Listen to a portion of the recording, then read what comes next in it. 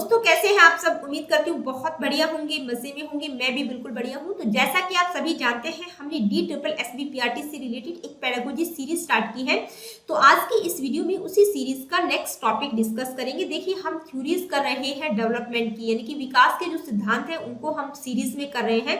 आज हम कौन सी थ्योरी करेंगे, ये आज हमारा 13th लेक्चर रहेगा। और आज की इस वीडियो में हम जीन प्याजे की जो मोरल डेवलपमेंट थ्योरी है उसको बिल्कुल डिटेल में समझेंगे, यानी कि जीन प्याजे का जो नैतिक विकास का सिद्धांत है उसको करेंगे। देखिए, वैसे अगर हम जीन प्याजे की बात करें तो वो अपनी कॉग्निटिव डेवलपमेंट थ्योरी के लिए बहुत ज्यादा जाने जाते हैं, लेकिन अगर हम बात करें कोहलबर्ग की मोरल डेवलपमेंट थ्योरी और जीन प्याजे की मोरल डेवलपमेंट थ्योरी की, तो आप लोगों से कई बार पूछा भी जा सकता है कि भी किसके द्वारा सबसे पहले काम किया गया था मोरल डेवलपमेंट पर, जीन प्याजे या कोहलबर्ग। तो कोहलबर्ग से पहला जो है जीन प्याजे के द्वारा मोरल डेवलपमेंट की फील्ड में काम किया गया था, और जो कोहलबर्ग थे वो इन्हीं के वर्क से इन्फ्लुएंस थे। उसके बाद उन्होंने अपनी मोरल डेवलपमेंट की थ्योरी दी है। ठीक है, तो चलिए स्टार्ट करते हैं आज की इस वीडियो को। आज की वीडियो को स्टार्ट करने से पहले ग्रोथ और डेवलपमेंट से रिलेटेड कौन कौन सी वीडियोस मेरे चैनल पर अवेलेबल है, यानी कि कौन कौन से टॉपिक्स मैं ऑलरेडी करवा चुकी हूँ, क्योंकि हम जो है सीरीज में चीजें कर रहे हैं तो मैं नहीं चाहती कि कोई भी टॉपिक आपका मिस हो। तो ये 15 टॉपिक्स मैं कहूंगी आप लोगों को करवा चुकी हूँ। ये 15 टॉपिक्स है, लेकिन जो वीडियोस है वो 25-26 वीडियोस है इन टॉपिक्स से रिलेटेड। ठीक है,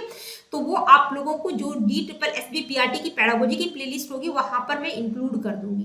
अब आगे बढ़ते हैं, अब हम आते हैं थ्योरी की तरफ। तो सबसे पहले बात करेंगे जीन प्याजे की। तो जीन प्याजे जो है एक स्विस साइकोलॉजिस्ट थे जिनका जन्म 1896 में हुआ था, उनकी डेथ 1980 में हो गई थी। देखिए, 20वीं शताब्दी के यानी कि 20th सेंचुरी के एक इन्फ्लुएंशियल साइकोलॉजिस्ट रहे हैं। स्पेशली किस फील्ड में उन्होंने काम किया है, चाइल्ड डेवलपमेंट के फील्ड में उन्होंने बहुत ज्यादा कार्य किया है।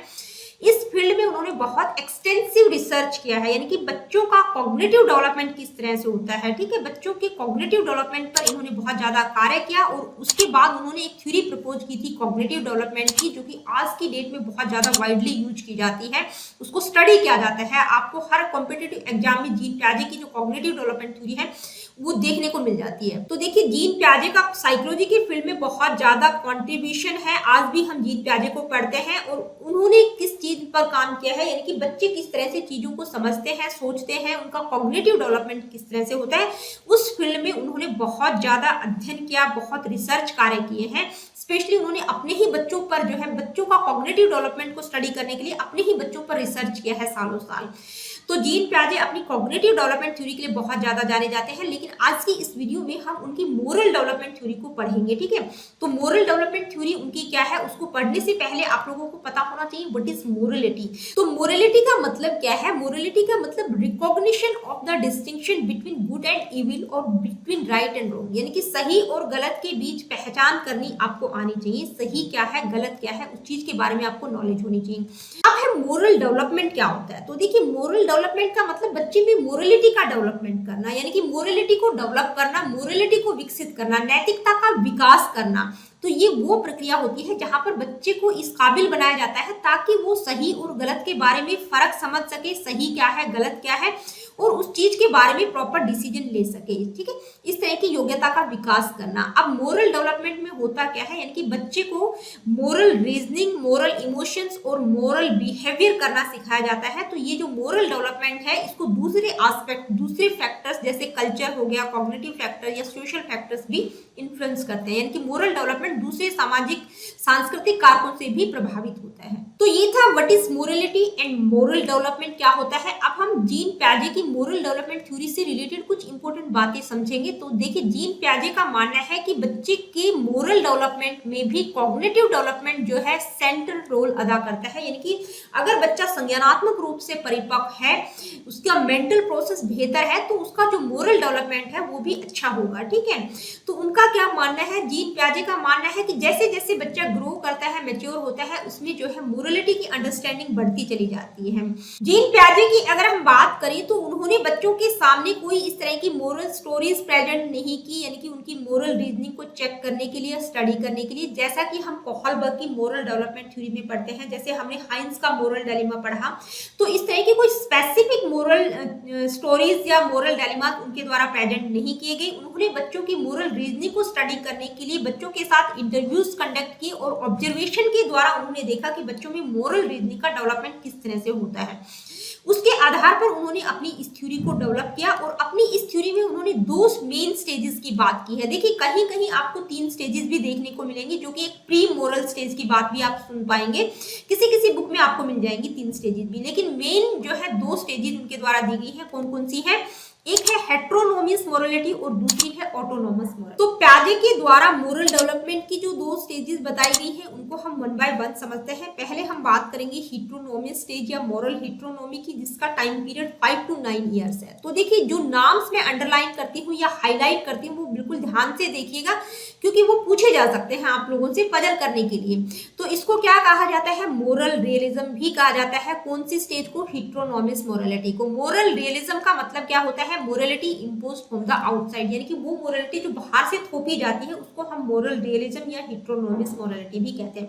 हेट्रोनोमियस का मतलब under the rule of another, यानी कि किसी दूसरे के रूल के अंडर आप काम कर रहे हैं, उसको हेट्रोनोमियस कहा जाता है। ठीक है, अब यहाँ पर इस स्टेज में बच्चों को ये समझ आ जाता है कि जो रूल्स हैं वो एग्जिस्ट करते हैं और किसी अथॉरिटी फिगर के द्वारा वो इन्फोर्स किए जाते हैं।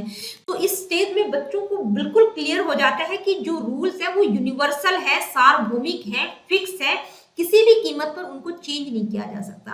तो यहाँ पर बच्चों को ये लगने लग जाता है कि भाई जो रूल बनाए गए हैं अथॉरिटी फिगर्स के द्वारा, वो कोई भी हो सकता है, पेरेंट, टीचर या गॉड, जिनके द्वारा भी ये रूल बनाए गए हैं, अगर उनको तोड़ा जाता है उन रूल्स को, तो उनको बिल्कुल इमीडिएट और सीवियर पनिशमेंट मिलेगा। यानी कि जो पनिशमेंट मिलेगा वो इमीडिएट होगा, मतलब तुरंत पनिशमेंट दिया जाएगा, और सीवियर पनिशमेंट होगा, जिसको प्याजे ने क्या नाम दिया है? इम्मेनेट जस्टिस। इम्मेनेट जस्टिस का मतलब किसी रूल को तोड़ने पर दिया जाने वाला इमीडिएट और सीवियर पनिशमेंट। तो ये इम्मेनेट जस्टिस वर्ड आपको पता होना चाहिए। इम्मेनेट जस्टिस का मतलब क्या होता है, या कौन सी स्टेज में इम्मेनेट जस्टिस की बात की गई है? दूसरी स्टेज है ऑटोनोमस मोरलिटी। तो देखिए ऑटोनोमस मोरलिटी की शुरुआत बच्चों में 10-11 साल के आसपास हो जाती है, यानी कि 10-11 साल के बच्चे में समझ पैदा हो जाती है कि जो मोरलिटी होती है वो बाहर से इंपोज नहीं की जाती, बल्कि वो खुद के ओन रूल्स पर डिपेंड करती है। तो ऑटोनोमस मोरलिटी का मतलब morality based on your own rules, यानी कि आपके खुद के रूल्स पर जो मोरलिटी बेस होती है उसको ऑटोनोमस मोरलिटी कहा जाता है। इसको दूसरे किस नाम से जाना जाता है? Moral relativism. ठीक है, जबकि हेट्रोनोमस मोरलिटी को क्या कहा गया है? Moral realism.